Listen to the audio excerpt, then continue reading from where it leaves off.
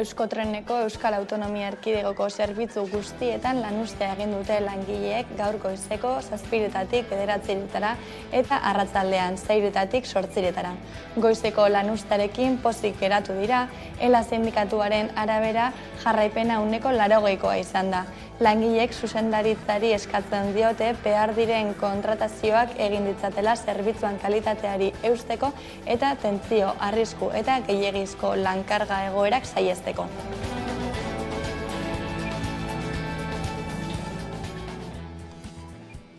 Iñigo Urkullu lehendakaria eta Alain Rousset eta Akitania Berriko presidentea Europako Garraioetako komisario Adina Bealenekin bildu dira asteazken honetan eta Espainiako eta Frantziako estatuek AHTaren lanak egiteko mekanismoak eskatu dituzte. Gipuzkoa eta Lapurdi lotuko dituen abiadura handiko trenbide linea 2030erako prest izatea eskatu diote. Bi erakundeek segitzen dute Euskal Herrikoa eta Bordel-Akize loturaren aldeko presioa areagotzen. Eginkizun ekologikoa eta izan dute hizpide, autoz eta hegazkinez egiten diren mugimenduak trenbidez pasatuz, CO2 isuritea murriztuko dutela argudiatuz, baina ez dute kontuan izan eraikitzearen bestelako kalterik. Hasi dute iraultza txikien akanpada eta igandera bitartean egingo dute Izarran. Aniztasunaren aliantzak sortu eta beste gai asko jorratzeko asmotan. Herri mugimenduan biltzen du xede nagusia eta edizio berri honetan 230 pertsonak eman dute izena, hala ere gehiago espero dira. 2018an ospatu zen lehenengoa Zubietan eta geroz eta jende gehiago batu da urtetik urtera. Aurrekoen antzera, hitzaldiak, tailerrak, aurrentzako jarduerak, kultura, jolasak eta abar izango dira. Eta gaurko izan agerraldia egin du EH Bilduk Bilbon, Pello Zabarte Kongresurako Bizkaiko hautagaia eta Mertxe Itzburua Kongresurako Gipuzkoako zerrendaburuak. Gaztei zuzendutako ekitaldia izan da eta argi utzi dute igandeko aukerak zeintzuk diren ezkerra edo eskuin muturra. Igande honetan, bi aukera eta bi jarrera posible hartu ditzakegu. Aukerak argi daude, eskerra edo eskuin muturra, atzera egin edo aurrera jo. Gaur bukatzen da posta bidez botoa emateko epea eta igandeko 5etan posta bidezko botoak inoiz baino gehiago izan dira Hego Euskal Herrian, 260.000 boto inguru. Korreozek argi utzi du eskaera denak kudeatuko dituela. 1584 langile kontratatu dira hauteskunde prozesuan laguntzeko, bulegoetako ordutegiak ere luzatu dira eta gaur 10 arte izango dute herritarrek Korreozen bozka emateko aukera. Hala eta guztiz, gaur batzorde zentrala eguerdian bilduko da eta izango duten bileran PPek eta Voxek bihar arte epea luzatzeko eskaera egingo dute. Gaur hasiko da Gorterraza eta Hau Arabako 51 herritara iritsiko da. Jaialdiak 35 film labur aukeratu ditu eta horietatik 8 arabarrak dira. Guztira 52 prospekzio antolatuko dira eta hontaz gozatzeko aukera guztion eskura izango da, sarrera libreak eta doakoak izango baitira. Kaixo eguerdion, Euskotreneko Euskal Autonomia Erkidegoko zerbitzu guztietan lanuztea egin dute langileek gaur goizeko 7:00 9:00 eta arratsaldean 6:00 8:00. Goizeko lanuztearekin pozik geratu dira, ELA sindikatuaren arabera jarraipena 80%koa izan da. Langileek zuzendaritzari eskatzen diote behar diren kontratazioak egin ditzatela zerbitzuan kalitateari eusteko eta tentsio, arrisku eta gehiegizko lankarga egoerak saihesteko. Euskotreneko EAeko zerbitzu guztietan lanuztea egin dute langileek gaur goizeko 7:00 9:00. Jarraipena zabala izan da. Langileen 80%k bat egin baitu deialdiarekin ELA sindikatuaren arabera.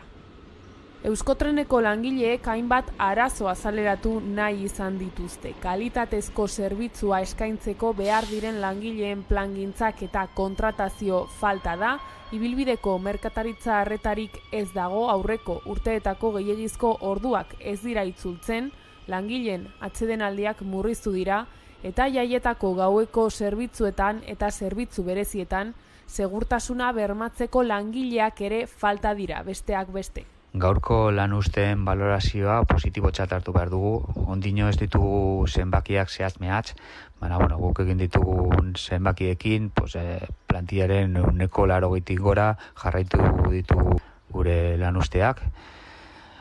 Arrazoiak Euskotrenen pertsonal falta da, langile falta ditugu eta ez dituzte kontratazioak, behar diren kontratazioak egin. Horrek plantillaren lan baldintzak kaltetu du eta zerbitzuaren kalitatea ere kaltetzen ari da. Euskotreneko langileek zuzendaritzari eskatzen diote behar diren kontratazioak egin ditzala zerbitzuan kalitateari eusteko eta tentsio arrisku eta gehiegizko lankarga egoerak saihesteko. Gauzak horrela, Euskotren sozietate publikoak deitoratu egin du sindikatuek lanuztei eustea, naiz eta negoziazioak irekita egon. Arratsaldeko txandan ere 2 orduko lanuzteak deitu dira arratsaldeko 6-etatik 8-etara. Inigo Urkullu lehendakaria eta Alain Rousset Akitania berriko presidentea Europako garraioetako komisario Adina Bealenekin bildu dira asteazken honetan eta Espainiako eta Frantziako estatuek AHT-aren lanak egiteko mekanismoak eskatu dituzte. Gipuzkoa eta Lapurdi lotuko dituen abiadura handiko trenbide linea 2030erako prest izateko eta horixe bete dadin mekanismoak ezartzeko eskatu diote Inigo Urkullu Eusko Jaurlaritzako lehendakariak eta Alain Rousset Akitania berriko presidenteak Adina Balean Europako garraioen komisarioari. Asteazkenarekin egin dute bilkura bideokonferentzia bitartez. Gure ustez, ezinbestekoa da Europako batzordeak mekanismo guztiak aktibatzea, estatu kide Atlantikoi beren bete beharrak behar bezala eta epean bete ditzatela eskatzeko. Ildo horretan jakin nahi dugu batzordea zer neurri hartzeko prest egongo litzatekeen araudi hori betearazteko. Lakuak ohar baten bidez jakitera eman duenez, Urkulluk eta Roussetek kezka handia agertu dute korridore Atlantikoaren mugaz gaindiko interkonexioak Espainiako eta Frantziako estatuen artean duen egoeraren inguruan eta ohartarazi dute korridore Atlantikoa 2030ean osatzeko Europa mailan hartutako konpromisoak ez betetzeko arriskua dagoela. Izan ere oso kezkatuta gaude. Aukerak daude Gasteiz-Dax Bordele trenbidea 2030erako eginda ez egotea. Bi erakundeek segitzen dute Euskal Irrekoa eta Bordeleak ize loturaren aldeko presioa areagotzen. HKBA erakutsi diote Europako komisarioari eta azpimarratu dute Europako batasunak egin beharrak bete behar dituela 2030ean Bordele-Hendaia Gasteiz interkonexioa egoera onean izan dadin. Y es, desgraciadamente, a día de hoy, un eslabón faltante. Horren arira adierazi dute abiadura handiko linea muga. Eta Nafarroan ekin diote dagoeneko Ebro ibaia eta 700 metro izanen ditu. Justoki, Nafarroako abiadura handiko Castejon-Iruñerria korridorearen pusketa bat izanen da. Eta 58 kakotx 8 milioi euroko kostea izanen du. Ebroko Ur Konfederakundeak ezarri ditu zubibidearen baldintzak Erriberako landareekin kalte gutien egin asmoz. 12 zutabek osatuko dute zubia eta 50 eta 85 metro tarteko luzeera izanen dute. Zuinketak ta formalizatu ondoren lehendabiziko jarduketak hasiko dira. Ingurumen izaerako prebentzio eta zuzenketa jarduerak izanen dira. Hala nola, aldi baterako babes zuinketa eta prospekzio arkeologikoa prestatuz, eta Ebro ibaiaren sakonerako datuak hartuz. Castejon-Iruñerriaren pusketa bortz azpik pusketatan banatzen da. Castejon-Alesbes, Alesbes Erriberri eta Azkoien, Erriberri Tafaia, Tafaia Arrizabalaga eta Arrizabalaga Eskiroz.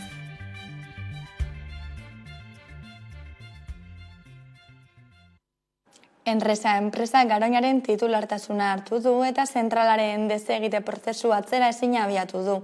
Jose Luis Navarro enresako presidentea komunikabideen aurrean azaldu duenez, desegite prozesua atzera ezina da. Bere aldetik Eusko Jaurlaritza pozik agertua zentral nuklearra desegitearen albistarekin eta ezarritako ibilbide horrian beste urrats bat dela esan du. Bere aldetik Araba Garoña gabe plataforma kritiko agertu da titulartasun aldaketaren aferari. Gasteiztik 40 kilometrora dagoen Santa Maria de Garoñako zentral nuklearra Nuklenorren eskuetatik Enresa enpresa publikoaren eskuetara igaro da. Urrats horrek bide eman dio zentralaren desegite abiatzeko prozesuari. Jose Luis Navarro Enresako presidenteak komunikabideen aurrean azaldu du desegite prozesua atzera ezina dela eta argitu du Enresa ez dela politika energetikoei buruzko gaietan sartuko eta beraiek jarraibideak jarraitzera mugatzen direla. Halaber, gaineratu du ez dagoela desegite prozesua etetea aurreikusten duen araudirik eta beraz hori ezinezkoa dela. El supuesto por el que me pregunta no está previsto en ninguna normativa y de luego yo puedo dar una opinión contundente. No es posible. Sobre evitar el cierre. Es inevitable. Eusko Jaurlaritzak pozik agertu da zentral nuklearra desegitearen albistearekin eta ezarritako ibilbide horrian beste urrats bat dela esan du. Orain onartu den eta iragarri den erabakia, bide horretan emandako pausugarri bada, orain hasi beharko lukete lanak, beraz eraiste hori gertatu dadin. Gauza jakina da, zentral nuklear bat eraisteak edo desegiteak lan izugarria eskatzen duela, kontu handiz egin beharreko lan bat, eta hori da, datozen 10 urteetan egongo den eginkizuna horren inguruan.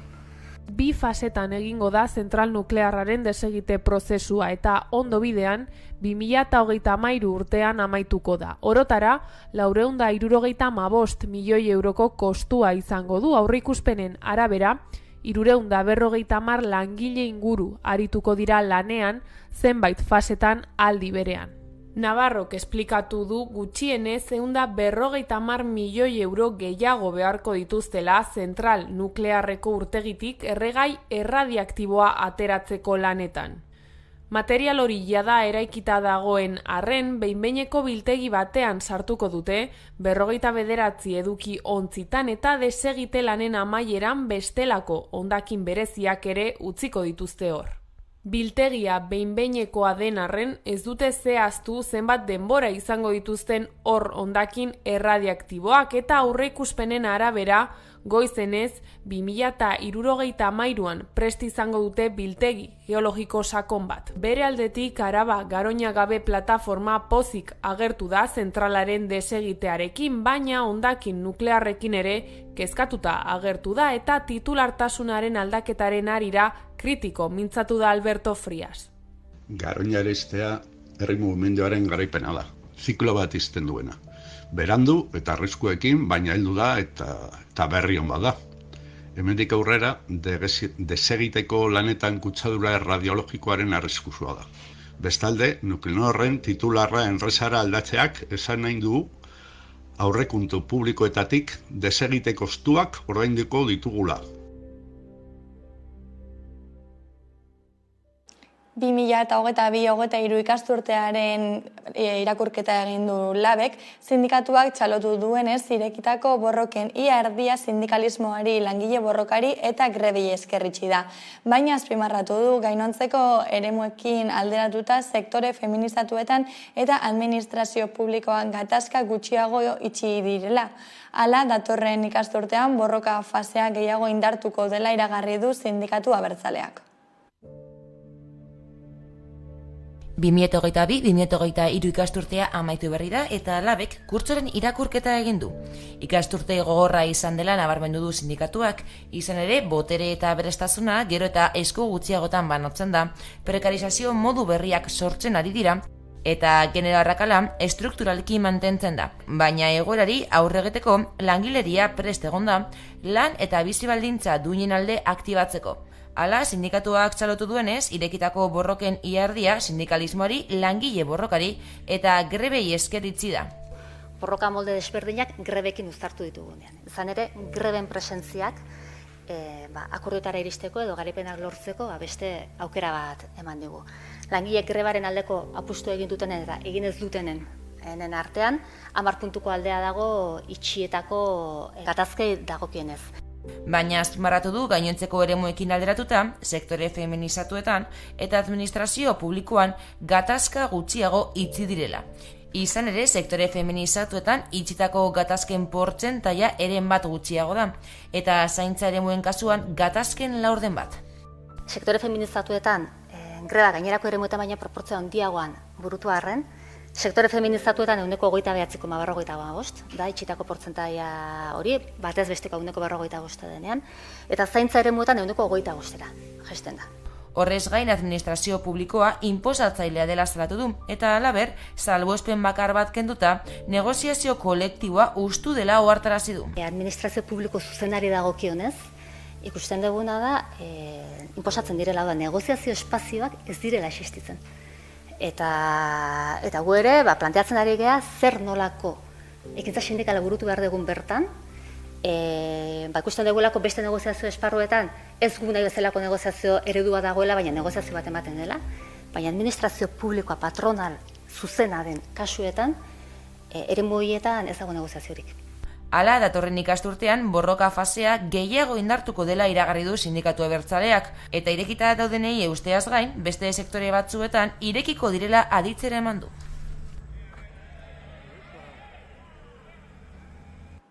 Posta bidezko botoa emateko azken eguna da gaurkoa eta hautesleak dokumentazioa jaso eta une berean eman dezakete bozka. Gainera eskaria eginda Korreosek bermatu egingo du nahi duen herritar bakar bat ere ez dela posta bozkatu gabe geratuko. Izan ere bulegoren batean jendea zain badago izteko ordua iristen denean, azken botoa eman arte emango zaie zerbitzua.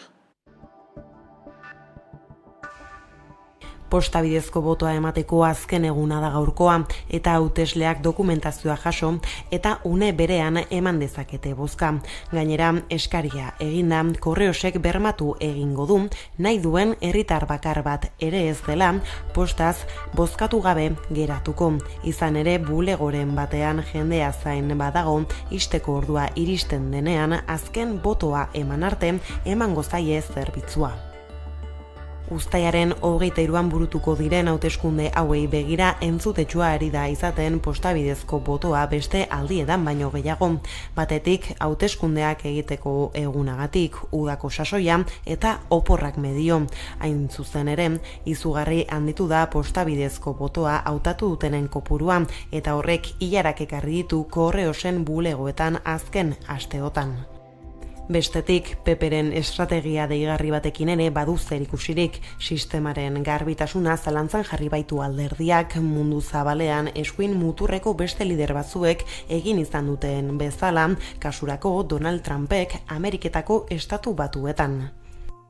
Alberto Núñez Feijóo PPko hautagaiak aditzera eman du, Espainiako gobernuak ezkutuko agindu bat eman ote duen posta bidezko botoa oztopatzeko, boto horietako gehienak Peperen aldekoak direla iradokiz eta susmoa zabalduz.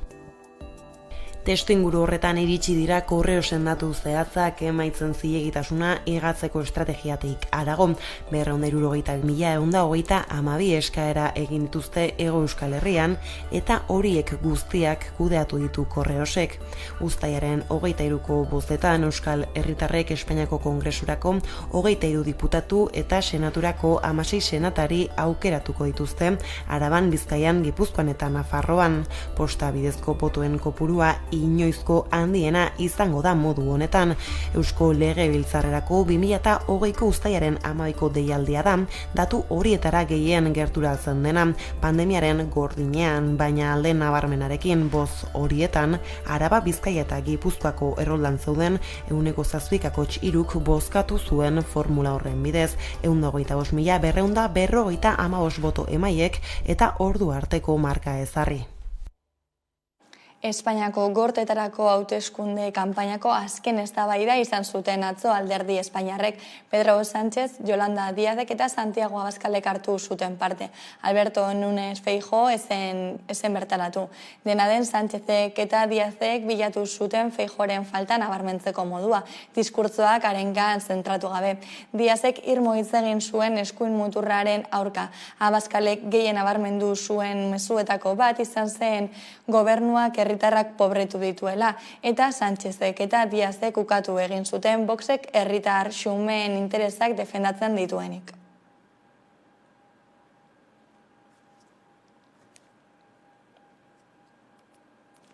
Gasteizko udalak indarkeria matxista prebenitzeko kanpaina zabaldu du, Santiago eguna eta Gasteizko jaiak direla eta zarean seguru errepidean eta alai libre izan nonai kanpaina zabaldu du. Ainto Geligile eta San Francisco kaleen artean gune bat ezarriko dute uztailaren 24an Santiago bizperan. Andra Mari Zuriaren jaieri dagokionez gune Morea Posta eta Independentzia kaleen artean izango da.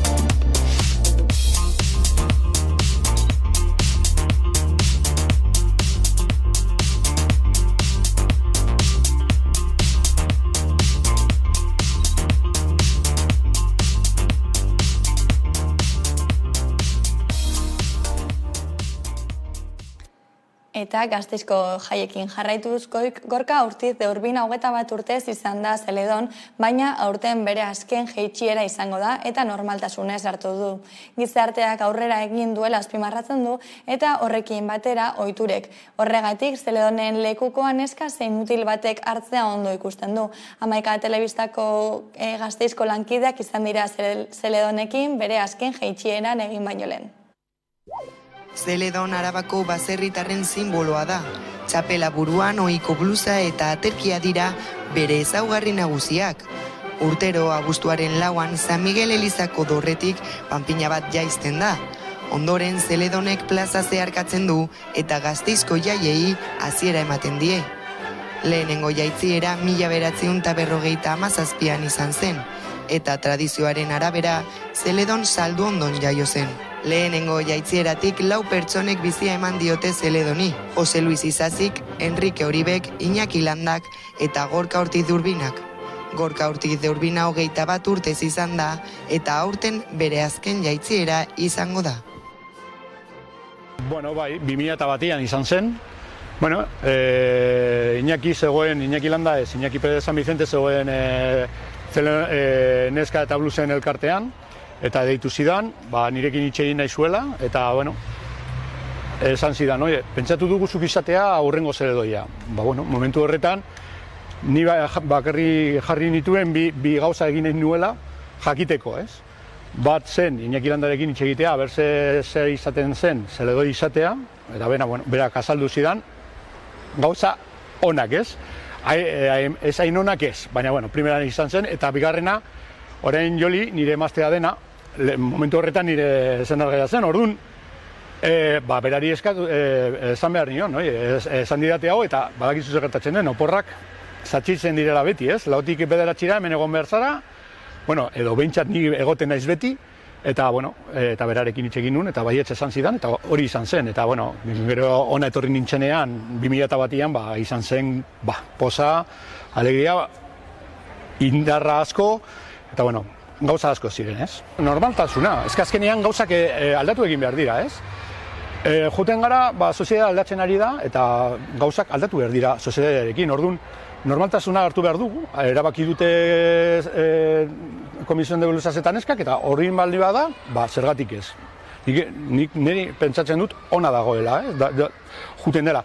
Ikusiko dugu nori izango den, azkenean beraiek aukeratu behar dute, baina ikusiko dugu zer gertatzen den, eta niretzat ondo. Berarekin hitz egingo beharko dut, baina erreza da. Erreza eta zaila biak ez, baina etortzen dena segurazki ondo egingo du. Nik Iñaki nirekin egin zuen bezala, nahi badu nik Iñakiri eskatu nion aholkuak, eta berak aholkuak entzun nahi baditu, edo eskatzen baldin badit, esango diot, baina gure artean izango da hori, ez?